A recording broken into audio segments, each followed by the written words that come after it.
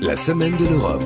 Bonjour et bienvenue dans la semaine de l'Europe. Une Europe qui vient de fêter, sans grand tralala, sans grand enthousiasme non plus, son 60e anniversaire. Cela s'est passé à Rome, à l'endroit même où, le 25 mars 1957, la Belgique, la France, l'Allemagne, l'Italie, les Pays-Bas et le Luxembourg ont signé les traités qui ont créé le marché commun et l'Union de l'énergie atomique Euratom. Alors pour souffler ces bougies de l'Union européenne, nous avons invité Pierre Defreng. Bonjour. Bonjour. Vous êtes directeur de l'Institut Madariaga Collège d'Europe et c'est avec vous que nous allons tirer le bilan des 60 premières années et les perspectives des 60 années à venir.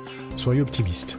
Et pour participer à cette émission spéciale que l'on aurait pu rebaptiser l'Europe, bilan et perspectives, si l'on n'avait pas eu peur de faire fuir les auditeurs, il y a aujourd'hui Nicolas van den Skrik, bonjour. Oui, bonjour. L'homme qui, à force de lire la presse papier tous les jours, a plusieurs forêts sur la conscience. Et puis il y a aussi Sandro Calderon, bonjour. Bonjour. Sandro, cette semaine, vous êtes allé sonder l'Europe de Pec à Riga. Alors pour commencer, je vais vous poser une question, Pierre Defreng. Que faisiez-vous le 25 mars 1957 ? Franchement, je n'en ai aucun souvenir. Je devais être en train de préparer, je suppose, une dissertation ou un problème de géométrie très ardu. Mais je n'ai pas réalisé l'importance de l'événement. Ça vous a pas marqué. À l'époque, ça n'a pas forcément marqué les Européens. En aucune façon, alors que, franchement, nous savions que la CK était en route, qu'elle marchait bien et fort, qu'on avait échoué dans la communauté européenne de défense et qu'on en était tous très affectés, mais on n'a pas vu que le traité de Rome ouvrait une alternative, une perspective nouvelle. Alors, on dit souvent mariage pluvieux, mariage heureux. Eh bien, figurez-vous qu'il pleuvait à Rome le 25 mars 1957, le jour où 6 pays ont choisi de signer ce fameux traité, ou plutôt ces traités, parce qu'il y avait l'Euratom, c'est-à-dire la Communauté européenne de l'énergie atomique, et la CEE, la Communauté économique européenne. Je vous propose d'écouter une archive des actualités de l'époque. À Rome, le palais du Capitole, dessiné par Michel-Ange et qui domine la ville éternelle, a été le cadre majestueux de la rencontre des 6 venu mettre le point final aux négociations instituant le marché commun et l'Euratom. Messieurs Beck pour le Luxembourg, Segni et Martineau pour l'Italie, Luns pour les Pays-Bas, le chancelier Adenauer pour l'Allemagne fédérale, Monsieur Christian Pinault pour la France et Monsieur Spaak pour la Belgique ont paraphé les 2 documents qui jettent les nouvelles bases économiques d'une Europe en formation. Voilà, 6 signatures qui ont créé un marché unique. Les pays fondateurs ont choisi de commencer par une union purement économique et c'est donc vers le monde économique que nous allons nous tourner pour commencer cette émission, Sandro. Oui, je suis parti rencontrer les dirigeants de l'entreprise Cosucra, une entreprise séculaire, elle a plus de 150 ans, séculaire et familiale. Elle est dirigée par la famille Craé depuis les années 50. Aujourd'hui, elle produit des compléments alimentaires à base de chicorée et de pois, mais du temps du traité de Rome, elle était dans le sucre de betterave. Paul Craé, qui a dirigé Cosucra jusqu'au début des années 2000, se souvient de l'incroyable essor de son secteur grâce à la politique agricole commune. L'entrée dans l'Europe a changé la dimension potentielle des sucreries. Du coup, la betterave est devenue une culture très importante dans des régions où elle ne l'était pas et le sucre s'est développé comme une des grandes productions nationales et en particulier de la région wallonne. Alors on entend que l'entreprise s'est fortement appuyée sur la politique agricole commune, directement issue du traité de Rome, mais j'imagine que ça n'a pas été le seul moteur européen de son développement. Non, effectivement, son entreprise est passée du tout petit marché belge à un marché unique européen qui a grandi et qui compte aujourd'hui 500 millions de consommateurs. Il y a eu aussi l'arrivée de l'euro qui a mis fin au taux de change et aux problèmes de TVA, la libre circulation des marchandises qui a supprimé beaucoup de paperasse, la libre circulation des travailleurs qui a permis à Cosucra, par exemple, d'embaucher plus facilement des frontaliers français. Pierre Defreng, je me tourne vers vous. Pourquoi est-ce qu'on a privilégié l'économique pour commencer ? Est-ce qu'on pensait que l'union politique allait suivre naturellement ? Mais en fait, il y a un malentendu. Ce n'est pas l'économie qu'on a privilégiée. On a essayé par la défense 4 ans plus tôt. Et dans le traité de la CED, il y avait un article qui prévoyait la mise en route d'une communauté politique. Les deux étaient couplés. Et en tuant la communauté européenne de défense, les communistes et les gaullistes en France, en réalité, ont obligé à prendre une porte arrière pour reconstruire l'Europe sur une base cette fois économique. Mais est-ce que les pères fondateurs, est-ce que les 6 pays qui ont signé ce traité de Rome imaginaient qu'à travers l'économie qu'on allait pouvoir rattraper ce qui n'avait pas pu être fait avec la communauté européenne de défense, c'est-à-dire une union peut-être plus politique ? Oui, je pense que c'était leur espérance à eux. Ce sont des visionnaires, ce sont des pionniers, ce sont des gens qui ont fait la guerre, qui ont vu la guerre et qui savaient que la réconciliation était une affaire de vie ou de mort pour la paix et la prospérité du continent et qui ont voulu tenter cette interdépendance des économies qui allait rendre plus difficile, évidemment, les confrontations. Et leur espoir était qu'un jour, tout cela devienne quelque chose qui pouvait ressembler à des États-Unis d'Europe. En tous les cas, ils ne l'excluaient pas. Il y avait un consensus là-dessus. Bon, ça a changé tout de suite. Du moment que le général de Gaulle est arrivé au pouvoir, cette perspective-là devenait beaucoup moins claire pour la France. Donc on le voit, c'est une Europe essentiellement économique, pas politique, pas sociale non plus, pas très sociale en tout cas. Et ce manque d'Europe sociale est particulièrement criant dans un secteur en particulier, Sandro, aujourd'hui, celui du transport routier. Cette entreprise Cosucra qui va nous servir de fil rouge tout au long de cette émission, elle exporte et donc elle utilise forcément des transporteurs. Et notamment le groupe Ziegler, groupe belge avec une filiale juste à côté, de l'autre côté de la frontière en France. J'ai rencontré Fabrice Billet qui est le patron de cette filiale. Alors pour lui, l'ouverture des frontières et la libre circulation ont un énorme avantage évidemment, celui de fluidifier le trafic des marchandises, une liberté de circulation des marchandises qui s'est encore élargie avec l'arrivée des pays de l'Est, ce qui a eu en revanche là de graves conséquences dans le secteur. Il est rare aujourd'hui en effet de trouver un chauffeur routier belge ou français. Ils viennent avant tout de l'Europe de l'Est ou du Portugal et Fabrice Billet regrette que cet élargissement de l'Europe n'ait pas été accompagné d'une harmonisation sociale. Nous n'avons pas, avec l'Europe, harmonisé nos secteurs, que ce soit le coût du travail, le temps de travail. C'est vraiment sur cet aspect, l'élargissement, qui a eu un impact négatif sur notre métier. Finalement, Pierre Defraigne, de ce qu'on vient d'en voir jusqu'à présent, cette Union européenne, elle applique à la lettre le principe cher à cet économiste anglais David Ricardo, vous savez, la division internationale du travail, un des pères de l'économie libérale du XVIIIe siècle. C'est-à-dire que si les chauffeurs routiers portugais ou slovaques sont moins chers que les chauffeurs routiers belges, eh bien ils ont vocation à prendre la place des chauffeurs routiers belges. Est-ce que c'est ça l'Union européenne aujourd'hui ? Je crois que là, c'est une chose qu'on n'avait pas prévue, en tout cas à cette échelle. En réalité, quand on a fait le marché commun, le vrai marché commun, c'est Jacques Delors en 92, quand il fait supprimer les contrôles aux frontières à l'intérieur de l'Union européenne. Et ça implique notamment le trafic des camions, puisque c'est un élément important du coût de toutes les entreprises qui commercent. À ce moment-là, on laisse deux pans de l'activité économique en dehors de l'harmonisation et de l'unification du marché, c'est le côté social, la protection sociale et la fiscalité. Et en laissant ces deux secteurs de côté, on crée forcément une source de distorsion de concurrence. On ne travaille plus dans les mêmes conditions d'un pays à l'autre. Il y a notamment, après l'élargissement, une possibilité pour ces pays à bas salaire de venir avec leurs camions prester chez nous et exploiter leur avantage comparatif ricardien sans qu'il y ait un garde-fou social parce que la politique sociale est bloquée par le veto de chaque État membre étant amené à décider dans ces matières à l'unanimité. Donc c'est là que se situe la faiblesse. Elle peut être corrigée, elle doit être corrigée parce que ça crée des tensions sociales de plus en plus fortes et je ne vois pas comment l'Europe peut avancer si elle n'est pas exposée de temps en temps à des pressions très fortes venant des gens qui demandent leur part du bénéfice commun. Mais en 2004, au moment de l'élargissement, ou juste avant l'élargissement, on devait bien se douter justement que les niveaux de vie des pays d'Europe de l'Est n'étaient pas le même que le nôtre et qu'avec la liberté de circulation, il y aurait des problèmes auxquels les entreprises de transport ou de construction sont confrontées aujourd'hui. Je pense qu'à l'époque, il y a eu franchement un calcul un peu cynique fait par certains. Les autres États qui nous ont rejoints depuis 1957, on les a accueillis généralement avec des fonds structurels importants pour les aider à converger.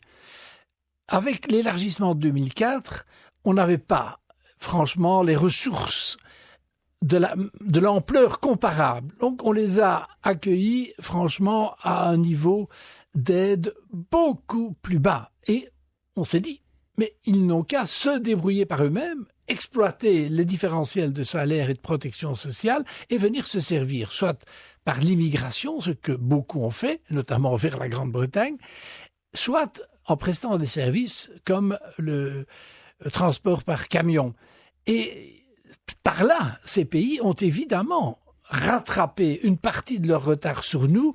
Donc c'est un peu une alternative, je dirais, au déficit de fonds structurels qu'on a permis à ces États de se livrer à un dumping social qui, évidemment, chez nous, pose de graves problèmes. Alors, on évoque le bilan de 60 ans d'Union européenne. On vient de parler, il y a quelques instants, de l'élargissement. Et l'élargissement, bien, Sandro, vous l'avez vécu cette semaine. Vous êtes allé en Lettonie, un des nouveaux marchés de l'entreprise Kosukra que l'on suit depuis le début de cette émission. Oui, je me suis enfoncé profondément dans les forêts lettonnes jusqu'à un petit village nommé Ranki. Et là, j'ai rencontré Volker Hübner, un agriculteur allemand qui gère une grosse ferme donc dans ce petit coin de Lettonie. C'est un client de Kosukra et il leur achète des semences de chicorée. C'est un grand gain de temps, ça réduit les coûts. Si j'achète en dehors de l'Union, il y a des blocages aux frontières. Les produits phytosanitaires doivent être contrôlés. Tout ça est plus sûr dans l'Union. Voilà pourquoi on achète dans l'Union. Il bénéficie donc ainsi de la libre circulation des marchandises au sein de l'Union. Et puis cet agriculteur letton m'a confié, c'est aussi depuis que la Lettonie a adopté l'euro en 2014 qu'il a pu économiser jusqu'à 10 000 euros de frais de change par an qui sont donc économisés pour lui. Sans doute, mais en Lettonie, le passage à l'euro ne s'est pas fait sans mal. Non. Le pays a dû faire face à la crise financière de 2008 qui l'a plongé dans une profonde récession. Le gouvernement de Valdis Dombrovskis, aujourd'hui devenu commissaire européen en charge de l'euro notamment, a mis en place alors une cure d'austérité très sévère pour sortir de la crise et préparer son pays à rejoindre l'euro. Avec quelles conséquences dans le pays ? Alors beaucoup de monde touché par ces économies, les retraités, les fonctionnaires, les petits salariés, beaucoup de jeunes sont partis tenter leur chance ailleurs dans l'Union, en Irlande, en Angleterre ou en Norvège par exemple. Écoutez ce qu'en pense d'ailleurs cette jeune maman qui promenait son bébé dans un parc de Riga, la capitale lettonne. Ça dépend parce qu'il y a des gens qui vivent bien et il y a des gens pauvres. On n'a pas cette couche moyenne. Je pense que c'est un cercle vicieux parce qu'il n'y a pas de gens qui peuvent payer les impôts et donc quand il n'y a pas d'impôts, donc il n'y a pas d'argent. Voilà, de l'inégalité sociale et au bout du compte, pas assez d'argent pour alimenter les politiques sociales. La pension moyenne, par exemple, d'un retraité letton ne dépasse pas les 200 euros, Olivier. Pierre Defrenne, quand on entend ces témoignages, on peut se poser la question, et quand on voit ce qui s'est passé en Grèce aussi, est-ce que l'euro, c'est un échec ou c'est une fantastique réussite européenne ? Ça pourrait devenir un échec. Et en tous les cas, ce n'est pas une réussite. Mais c'est une plateforme formidable pour des progrès qui, sans 7 euros, n'auraient pas été possibles. Mais le test est maintenant. En effet, est-ce qu'on peut rencontrer ces situations limites, mais qui se multiplient dans une série de pays marginaux ou périphériques de l'Union économique et monétaire, à l'Est ou plus souvent dans le Sud, ou en Irlande aussi. En Irlande. L'Irlande est un cas particulier. C'est un pays qui a joué avec les allumettes et qui a mis le feu lui-même à la baraque. Et qui se rattrape très bien, aux dépens d'ailleurs des autres pays de l'Union européenne. C'est un paradis fiscal qui joue véritablement les passagers clandestins dans l'eurozone. C'est un véritable problème politique que la façon dont l'Irlande a réussi son rattrapage à devenir un des pays les plus riches maintenant de l'eurozone. Mais pour revenir à ces pays périphériques qui souffrent aujourd'hui des plans d'austérité fiscaux et salariaux, la situation devient graduellement intenable et va se poser le problème, est-ce qu'on va réussir à maintenir l'unité de l'eurozone ? Il y a dessus des écoles, ceux qui pensent qu'on peut avoir 2 euros, un euro fort, un euro faible, différents avec le Nord et le Sud. Pour ma part, je ne le crois pas. Je pense que l'euro doit rester parce que c'est l'intérêt d'une monnaie, c'est d'être la diffuser le plus largement possible et en tous les cas de coller aux plus près de la réalité du marché unique.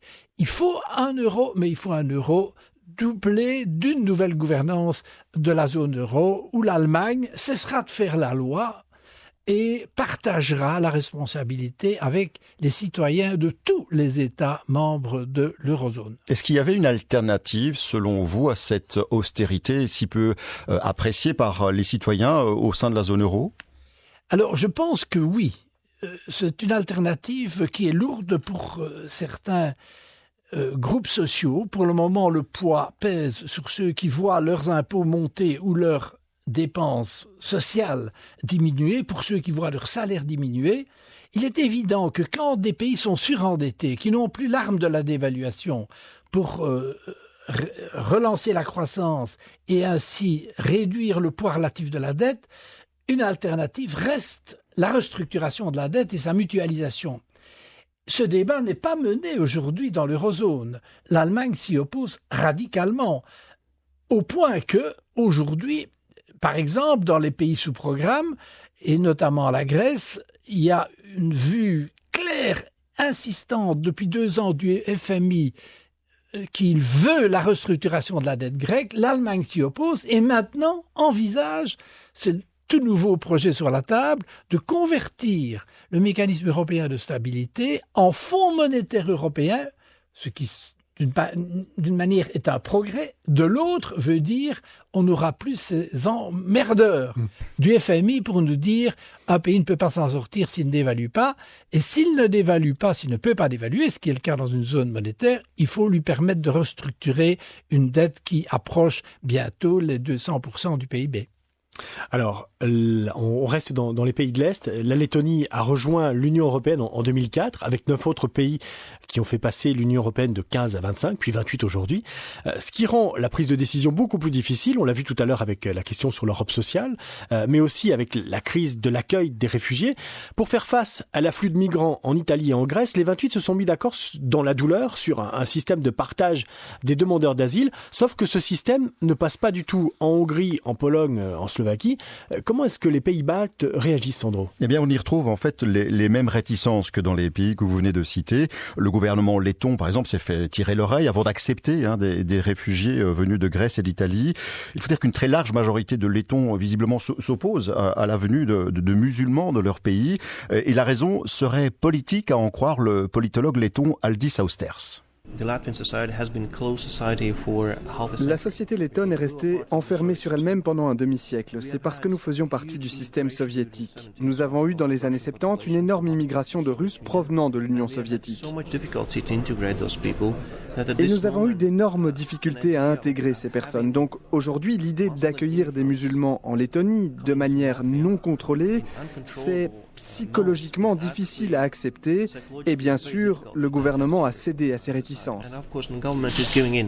Alors pour illustrer cette énorme différence de point de vue sur le partage des réfugiés entre Européens, je vous propose d'aller faire un tour en Italie. On y retrouve notre correspondante sur place, Valérie Dupont. Bonjour Valérie. Bonjour. Alors Valérie, est-ce que les Italiens comprennent ces réticences lettonnes, voire cette hostilité hongroise ou polonaise, ou est-ce qu'ils ont l'impression que la solidarité européenne est passée à la trappe ? Oui, c'est clair et cela fait déjà plusieurs années que les Italiens ont l'impression d'affronter seuls la question migratoire. Lorsque les Syriens sont arrivés en masse en Grèce, l'Europe et en première ligne l'Allemagne ont fait preuve de solidarité en accueillant des centaines de milliers de personnes et puis en signant un accord avec la Turquie pour freiner et même arrêter ce flux migratoire. Au même moment, des milliers d'Africains débarquaient en Italie et là, aucun pays européen n'a montré sa solidarité. Ainsi, en 2016, plus de 200 000 migrants ont débarqué en Sicile. Et en 2017, pour les 3 premiers mois de l'année, on est déjà au-delà des 20 000 personnes. Alors ce qui choque les Italiens, c'est que de nombreux pays européens n'acceptent pas le plan Juncker, qui normalement devrait relocaliser dans le reste de l'Union une partie de ces migrants arrivés en Italie. Moins de 5 000 migrants ont été acceptés par les autres pays européens et aucun pratiquement n'a été pris en charge par les pays de l'Est. Alors c'est évident que les Italiens éprouvent un sentiment d'injustice par rapport à cela et ont l'impression que finalement l'Europe les laisse bien seuls. Mais Valérie, est-ce que c'est une raison qui peut peut expliquer le désamour exponentiel entre l'Italie et l'Union européenne? La question migratoire joue sans doute un rôle dans le désamour qui existe actuellement entre les Italiens et l'Union européenne, mais ce n'est certainement pas la seule et unique raison. L'Europe était très populaire en Italie tant qu'elle permettait aux Italiens d'augmenter leur niveau de vie, leur niveau de bien-être. L'austérité imposée à l'Italie par l'Europe ces dernières années leur est donc apparue comme une injustice. L'idée que l'Europe ne servait finalement qu'aux pays riches. Les Italiens ont vécu très difficilement la crise économique et le pays éprouve beaucoup de difficultés à repartir. Le chômage reste très élevé, le pouvoir d'achat a énormément diminué depuis l'introduction de l'euro car les salaires moyens italiens sont restés bas. Il est évident que ce sentiment de devoir affronter la question migratoire seul et l'idée que l'Europe finalement ne contribue plus au bien-être permet au discours des partis eurosceptiques, c'est-à-dire la Ligue du Nord, mais aussi le mouvement 5 étoiles, de trouver un terrain fertile et de faire oublier le rôle que l'Europe a quand même joué en 60 ans, un rôle qui a permis à l'Italie de devenir la 3e puissance économique de la zone euro. Merci Valérie Dupont. Sandro, on ne peut pas parler des pays baltes sans évoquer son grand voisin qui fait peur, la Russie. Oui, une peur qui trouve sa source dans le passé soviétique, évidemment, de la Lettonie, restée un demi-siècle sous l'emprise russe, on l'a entendu. Une peur nourrie aussi par l'annexion de la Crimée en 2014 et le désordre qui règne actuellement dans l'est de l'Ukraine. Alors, c'est dans cette perspective, évidemment, qu'il faut comprendre l'adhésion de la Lettonie à la fois à l'Union européenne et à l'OTAN. Il s'agit pour le pays d'une double protection face à la Russie. Pierre Defraigne, alors on sait peut-être pas forcément, mais la signature du traité de Rome s'est pas déroulée sans mal. La France, notamment, était pas très enthousiaste à signer le traité. Il a fallu la crise de Suez pour que la France réalise qu'elle était peut-être pas la superpuissance qu'elle s'imaginait. Est-ce que la menace russe pourrait jouer ce rôle de ciment des Européens et faire en sorte qu'ils aillent de l'avant? Je pense que la menace russe, l'instabilité au Proche-Orient, la perspective de voir la Chine devenir, elle est déjà la première économie du monde, mais devenir un challenger pour la puissance américaine, tout cela crée autour de l'Europe un contexte géopolitique dont l'Europe devra se préoccuper comme Europe et non plus comme État.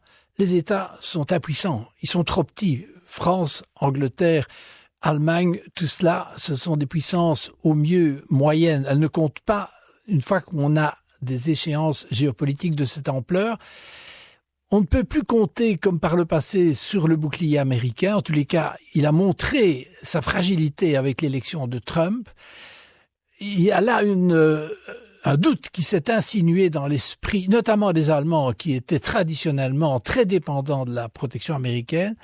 Donc, il y a là les éléments d'une réflexion sur une défense commune, et ça va être un test fondamental, extraordinairement difficile à faire passer parce que pour les grands États, l'idée qu'ils vont être intégrés dans un ensemble européen au lieu de jouer de manière plus perso comme ils le font depuis toujours est un véritable défi, mais je pense que c'est un élément positif absolument. Pour moi, c'est la vraie raison aujourd'hui de faire l'Europe. Donc ce serait pour vous la défense le futur moteur de la construction européenne ? Je voudrais rappeler qu'il ne s'agit pas de créer une armée européenne. Il s'agit de rassembler sous une autorité européenne nos troupes qui sont déjà intégrées dans l'OTAN et ainsi d'établir un partenariat politique sur pied d'égalité avec les États-Unis. Ce qui change complètement la donne. Si on avait eu cette situation en 2003, nous n'avions pas la guerre d'Irak. C'est clair. Donc, il faut que les Européens réalisent maintenant qu'ils doivent s'approprier cette défense européenne dont ils payent le coût en termes budgétaires, mais dont ils n'ont pas la maîtrise comme outil de politique étrangère. C'est un test de maturité pour l'opinion européenne, et je crois qu'il faut ici en appeler aux citoyens, qui a priori est plutôt pacifiste, n'a aucune envie de voir augmenter ses impôts pour payer la défense, et ce n'est pas de cela qu'il est question. Très franchement, on pourrait réduire le coût de la charge si on rationalisait cet effort de défense au niveau européen. Alors Nicolas Vandenskrik, on le disait tout à l'heure, les Européens fêtent ce 60e anniversaire sans tambour ni trompette. On a l'impression que la presse européenne non plus n'en a pas fait des tonnes sur ce traité. Oui, un anniversaire, mais dont les célébrations prennent même des allures d'enterrement dans la presse. L'Obs, cette semaine, consacre évidemment le traditionnel article, 60 ans, traité de Rome, et puis Page suivante, l'existence de l'Europe ne tient plus qu'à un fil, Donald Trump a les ciseaux en main. Le Monde, parmi les médias francophones, met largement en avant cet anniversaire 5 dossiers enchaînés sur les 60 ans de l'Union. Mais sacrée coïncidence, en reprenant les propos de la presse de l'époque, une phrase résonne. L'Europe, c'est un saut dans l'inconnu, demandait un journaliste il y a 60 ans à Robert Schuman. C'est cela, répond le père fondateur, un saut dans l'inconnu. Eh bien, c'est justement la manière dont aujourd'hui tous les éditos britanniques évoquent le futur de l'Union au lendemain du Brexit.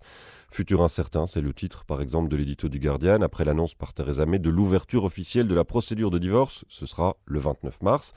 La bataille du Brexit commence, oui, le Courrier international consacre 2 colonnes pour ramasser l'opinion de la presse britannique. Bataille pour le Times et volontarisme affiché pour le Daily Telegraph. Pas effrayé pour un sou, celui-là au contraire, on peut lire « Le 29 mars sera le premier jour du reste de nos vies ».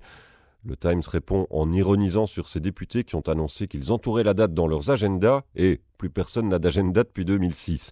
Mais le Times, soudain plus sérieux, ajoute tout de même « Si la Prime Minister pensait que arriver jusqu'ici a été difficile, ça va soudain lui paraître bien pâle au regard de ce qu'il attend. » Pierre Defreng, est-ce que le Brexit ne risque pas d'être le début de la fin de l'Union européenne ? Ça pourrait. Je crois que si nous ne trouvons pas une manière d'unir politiquement les 27, quitte à structurer les 27 en 2 morceaux, avec un noyau autour de l'euro par exemple, et puis une périphérie plus large, de manière à faire place à l'hétérogénéité qu'on a constatée en effet après l'élargissement. Si on n'arrive pas à faire cela, il y a un risque que, à partir de l'eurozone, je crois que c'est là que se joue l'avenir de l'Europe, certains États, sous la pression populaire qui est excédée par ces sacrifices qui s'accumulent et qui ne changent rien à leurs conditions et pas de perspective pour l'avenir, remettent en cause l'adhésion à l'euro, quoi qu'il leur en coûte. Parce que les beaux esprits qui nous disent le coût économique d'une sortie de l'euro est impayable par aucun État. Sans doute ont-ils raison, mais combien de décisions folles n'ont pas été prises comme celle-là ? Le Brexit en est la meilleure illustration. Il va coûter très cher à la Grande-Bretagne. Néanmoins, la Grande-Bretagne a pris la décision. Donc méfions-nous quand nous disons que tout cela ne peut pas arriver. Si on ne resserre pas les boulons de la zone euro, c'est-à-dire passer à une Europe plus politique pour la gérer, nous pouvons dire que cette perspective que le Brexit soit le premier d'une série n'est pas du tout de cinéma-fiction. Vous êtes confiant pour les 60 ans à venir pour l'Union européenne ? Moi, fondamentalement, oui. Je suis sûr que nous avons rendez-vous avec cette histoire dans le XXIe siècle. Ce sera, à mon sens, le siècle de la Chine et de l'Inde et de l'Europe. C'est-à-dire que d'un monde plus multipolaire qui va être beaucoup plus intéressant et beaucoup plus instable aussi à gérer. Voilà, alors l'Europe va continuer avec la Chine, avec l'Inde. La semaine de l'Europe, elle, aujourd'hui, c'est terminé. Mais on revient la semaine prochaine. Même chaîne, même heure. En attendant, vous pouvez nous retrouver en podcast sur la plateforme Ovio de la RTBF. Merci à vous, Pierre Defreng, d'avoir accepté notre invitation. Merci. Merci à toute l'équipe, Sandro, Nicolas, mais aussi Julien Conti et Benoît Bric qui ont réalisé cette émission. Merci aussi à Sarah Hameau, grâce à qui vous pouvez nous retrouver sur Internet. Bon dimanche à tous et à la semaine prochaine.